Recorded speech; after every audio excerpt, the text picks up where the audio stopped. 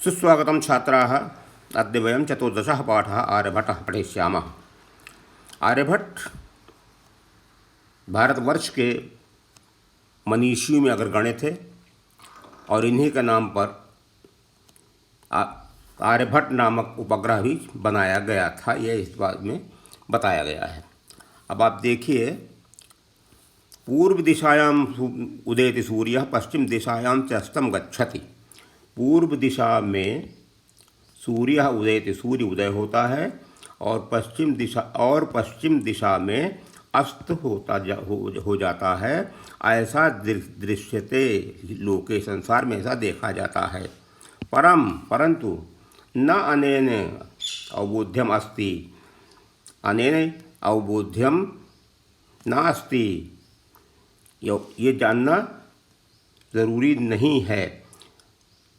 जो अभी तक बताया गया है कि सूर्य पूरब में उदय होता है, पश्चिम में अस्त होता है, ये समझदारी नहीं है।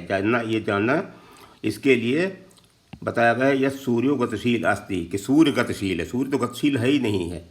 सूर्यो अचलः, सूर्य अचल है। और पृथ्वी चलायमान है, चला। या स्वकीय अक्षे घूर्णति, जो अपने अक्ष पर, अपनी धुरी पर घूमती है, पृथ्वी के बारे में बता रहे हैं। इति सांप्रतम सुस्थापिता सिद्धांतः, यह अब सुस्थापित सिद्धांत है। यह अयम सिद्धांतः, यह सिद्धांत प्राथम्येन येन प्रवर्तितः, सबसे पहले जिसने प्रवर्तित किया है, स आसीत महान गणितज्ञ ज्योतिर्विद आर्यभट्टः, वह थे महान गणितज्ञ और ज्योतिर्विद, ज्योतिष को जानने वाले आर्यभट्ट थे। पृथ्वी स्थिरा वर्तते, पृथ्वी स्थिर है। इति परंपराया प्रचलिता रूढ़ी, यह परंपरा से प्रचलित रूढ़ी तेन प्रत्यादिष्टः, उन्होंने बता दिया है। तेन उदाहृतम, उन्होंने उदाहरण दिया, यत् कि गतिशीलायां नौकायां उपविष्टः मानवः, तैरती हुई नाव में, गतिशील नाव में बैठा हुआ मनुष्य नौका में स्थिराम अनुभवति, नाव को स्थिर अनुभव करता है। और अन्यांच पदार्थान गतिशीलान अवगच्छति, और बाकी सारी चीज़ें उसको घूमती नजर आती हैं, गतिशील नजर आती हैं।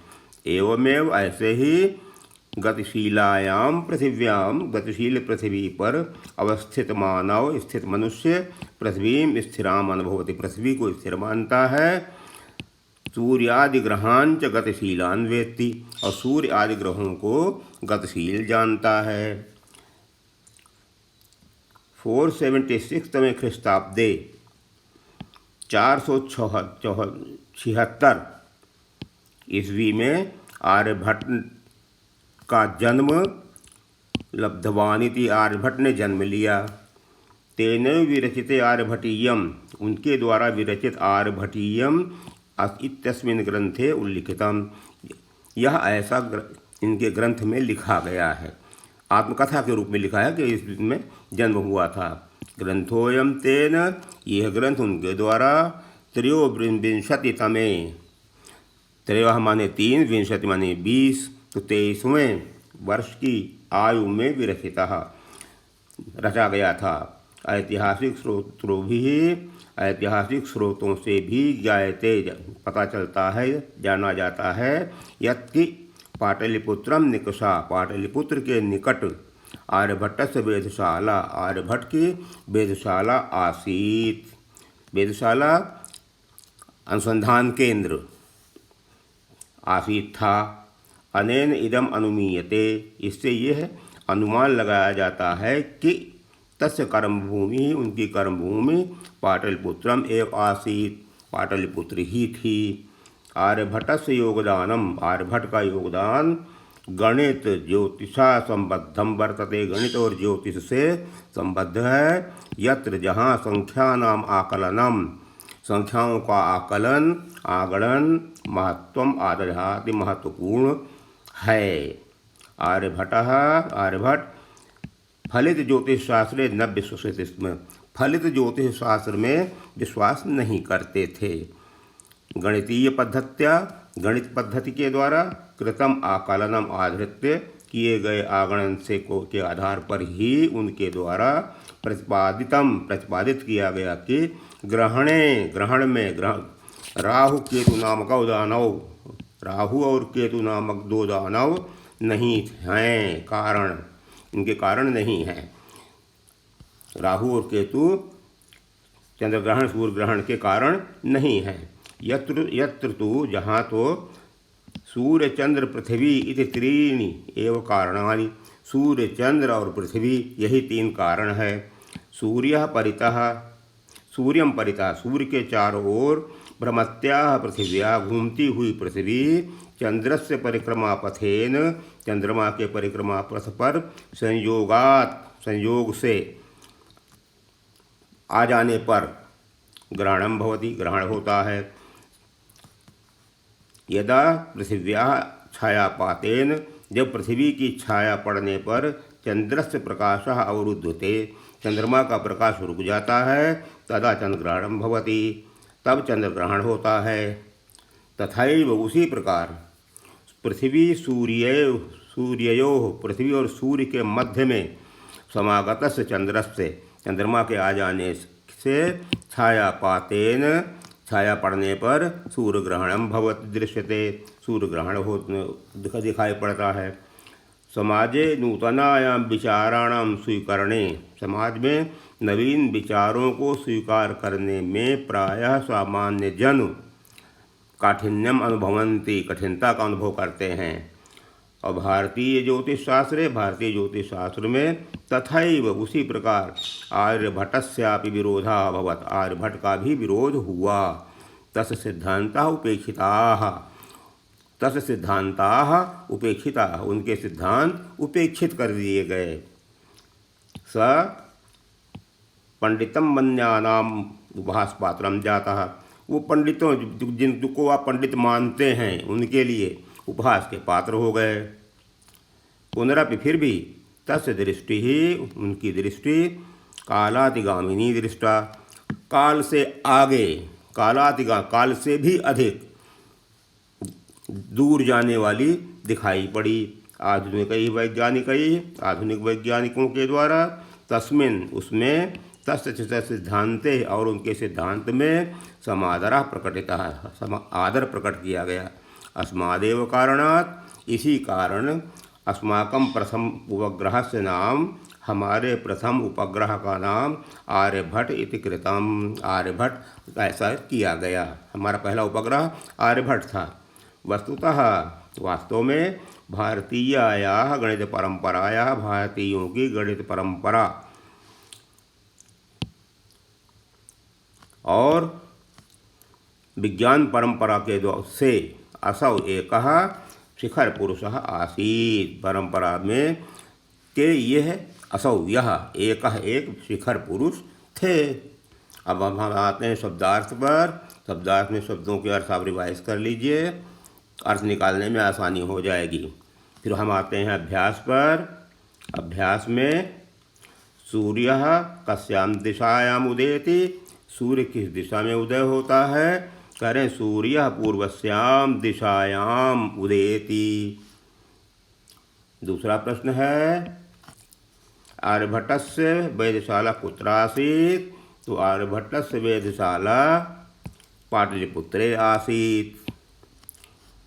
प्रश्न नंबर 3, महान गणितज्ञः ज्योतिर्विद कः आसीत्, तो महान गणितज्ञः ज्योतिर्विद आर्यभट्टः आसीत्। आर्यभट्टेन कः ग्रंथः रचितः, तो आर्यभट्टेन आर्यभट्टीयम ग्रंथः रचितः। प्रश्न नंबर 5 पे अस्माकं प्रथमोपग्रहस्य नाम किम् अस्ति, तो अस्माकं प्रथम उपग्रहस्य नाम आर्यभट्टः आसीत्। प्रश्न नंबर 2, पूर्ण वाक्येन उत्तरत, का सुस्थापिता सिद्धांतः, सुस्थापित सिद्धांत क्या है, सूर्यः अचलः पृथ्वी चलेति, सुस्थापिता सिद्धांतः।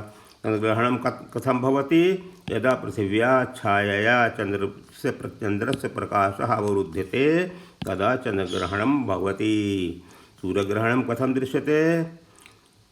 चंद्रस्य छायया सूर्यग्रहणं भवति।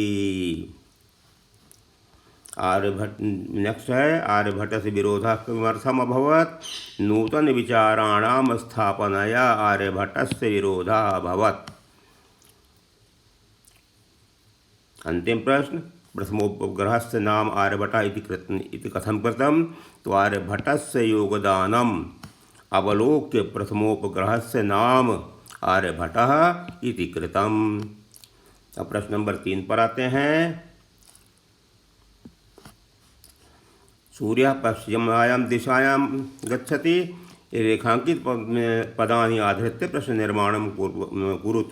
रेखांकित के आधार पर आपको प्रश्न निर्माण करना है। सूर्यः पश्चिमायां दिशायां, सूर्यः कस्यां दिशायां उदेति अस्तं गच्छति? पृथिवी स्थिरा वर्तते इति, पृथिवी स्थिरा वर्तते इति परंपरया प्रचलिताः रूढिः वर्तते। आर्यभट्टस्य योगदानं गणित ज्योतिष संबद्धं वर्तते।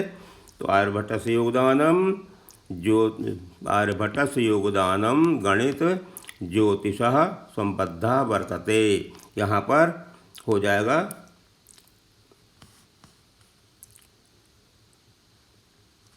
कस्य, ज्योतिष की जगह पर केन संबंध हो जाएगा, किससे संबद्ध है? तो ज्योतिष के साथ केन हो जाएगा। समाजे नूतन विचाराणां स्वीकरणे प्रायः समाजनः काठिन्यम अनुभवन्ति। यहाँ पर किम अनुभवन्ति? किम अनुभवन्ति?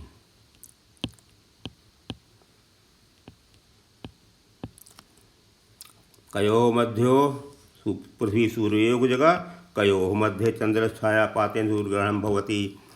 अब यहाँ पर प्रश्न नंबर 4 में आइए। मंजूषातः पदानि चित्वा रिक्तस्थानानि पूरयेत्। सूर्यः पूर्वदिशायाम् उदेति पश्चिम दिशायां च अस्तं गच्छति। अस्तं गच्छति 1 नंबर। सूर्यः अचलः पृथ्वी च चला 2 नंबर। पृथ्वी स्वकीय अक्षे घूमती घूमती है। यदा पृथिव्याः छायापातेन चंद्रस्य प्रकाशः अवरुध्यते तदा। 4, नौकायां उपविष्टः मानवः नौकां स्थिराम् अनुभवति। प्रश्न नंबर 5 संधि विच्छेद करें। ग्रंथोऽयं, ग्रंथः अयं प्लस अयं। सूर्योचलः, सूर्यः प्लस अचलः। तथैव, तथा प्लस एव। कालातिगामिनी, काल प्लस अतिगामिनी। प्रथमोपग्रहस्य, प्रथम प्लस उपग्रहस्य।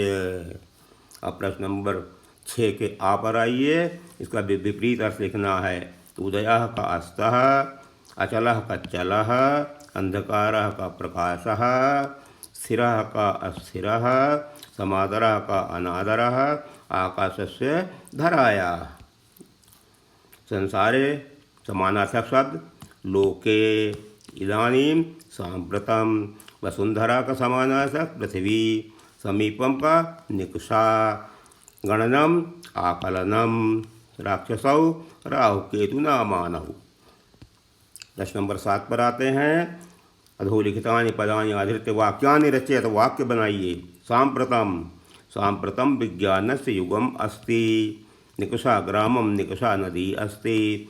परितः नगरं, परितः वनानि सन्ति। उपविष्टः वृक्षे एकः मयूरः उपविष्टः अस्ति। कर्मभूमि, श्रीकृष्णस्य कर्मभूमिः गोकुलः आसीत्। वैज्ञानिक, आर्यभट्टः वैज्ञानिकः आसीत्। अब इसके बाद में संस्कृत का हिंदी रूपांतरण आपको इसमें दिया गया है। इससे आप इसको रिवाइज कर लीजिए ताकि भूल ना हो। Thank you.